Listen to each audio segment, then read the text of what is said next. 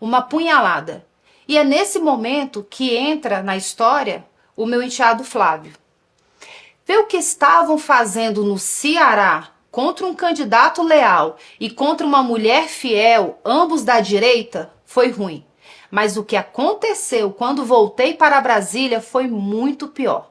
Antes de seguir, eu preciso que você entenda bem o motivo pelo qual eu não poderia ficar calada diante de uma aliança com Ciro Gomes no primeiro turno, enquanto temos um candidato verdadeiramente de direita que, com o apoio que o André tem, seria um candidato competitivo.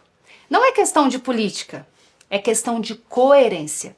Ciro Gomes foi o principal responsável pelo processo que levou à inelegibilidade do meu marido. Durante a pandemia, numa live com outros esquerdistas, ele incentivou e conclamou as pessoas a chamarem o meu marido de genocida e pediu que repetissem isso o tempo todo.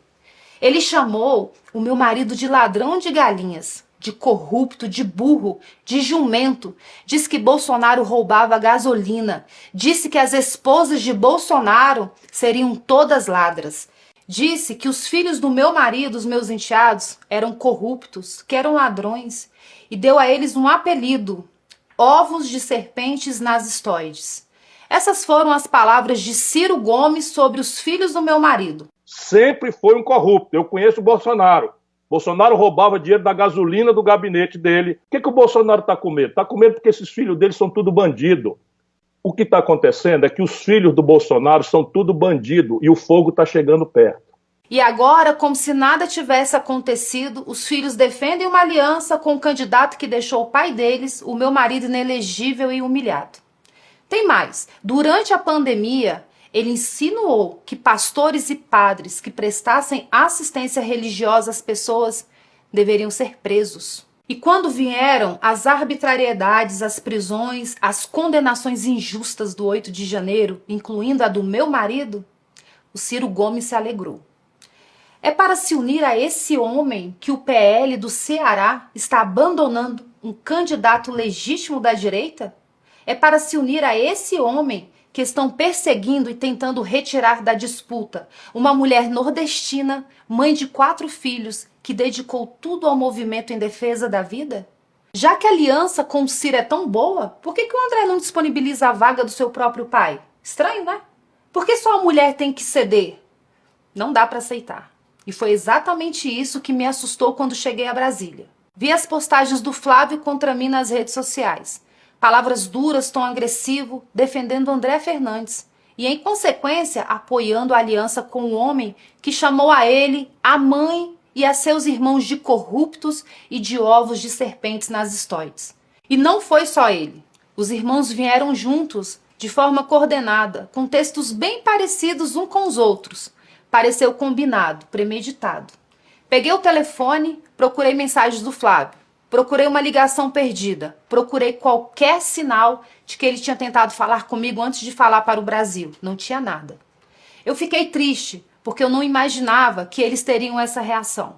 Eu redigi uma nota. Disse que lamentava se eles se sentiam afrontados. Que respeitava a opinião deles. Pedi perdão. Mas disse também, e vou repetir aqui, que eu tenho o direito de achar errado uma aliança com quem sempre se declarou inimigo do pai deles.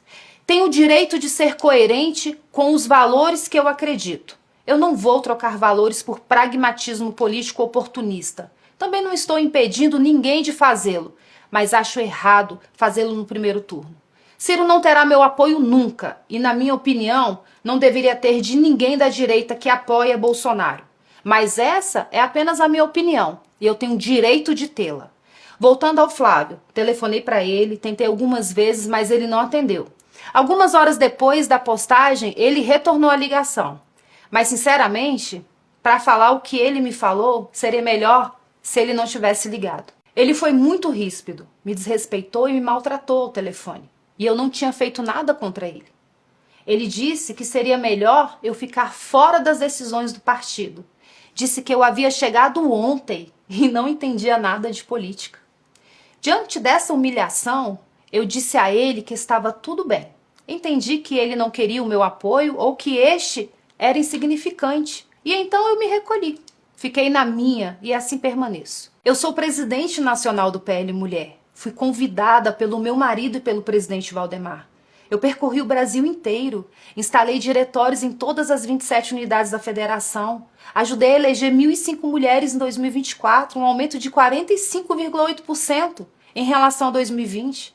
Mas para ele e alguns que o cercam, eu não entendo de política. Tudo bem, eu me recolhi. E desde esse dia, ele não me procurou mais. Eu também não procurei, porque estou respeitando o que ele falou, e é só isso. Agora, vou desmentir as narrativas e notícias que circulam na imprensa. Eu sei quem as planta, eu sei quem são as fontes. Eles me tratam como se eu fosse idiota, como se eu fosse alguém que chegou ontem, mas eu não sou. Eu sei mais do que eles pensam. Primeiro, eu nunca pedi, cobrei ou condicionei desculpas públicas de ninguém. Não preciso disso. Eu já liberei o perdão faz muito tempo. Eu não carrego rancor no coração. Eu entrego tudo nas mãos de Deus. Todo o mal que me fazem. É ao meu Deus que essas pessoas prestarão contas. Mas preciso que você entenda uma coisa. E isso é importante. Perdoar não é o mesmo que esquecer ou querer continuar o relacionamento. São coisas completamente diferentes. Posso perdoar alguém de coração e ainda assim reconhecer que aquela relação não é saudável. Perdão é libertação, não é obrigação. Segundo, não estou exigindo que se desfaça nenhuma aliança no Ceará, mas que adiem para o segundo turno. Eu sou contra ela, mas essa é apenas a minha convicção. Se a direita quer se unir para derrotar o PT, tudo bem, mas a coerência obriga que isso aconteça apenas no segundo turno.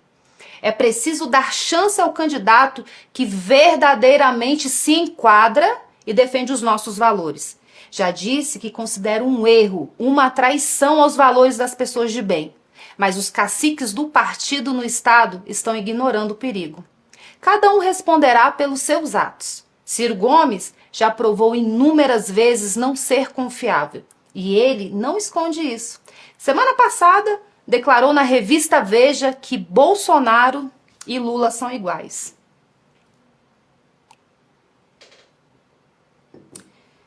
É só uma questão de tempo para ele se voltar contra a direita.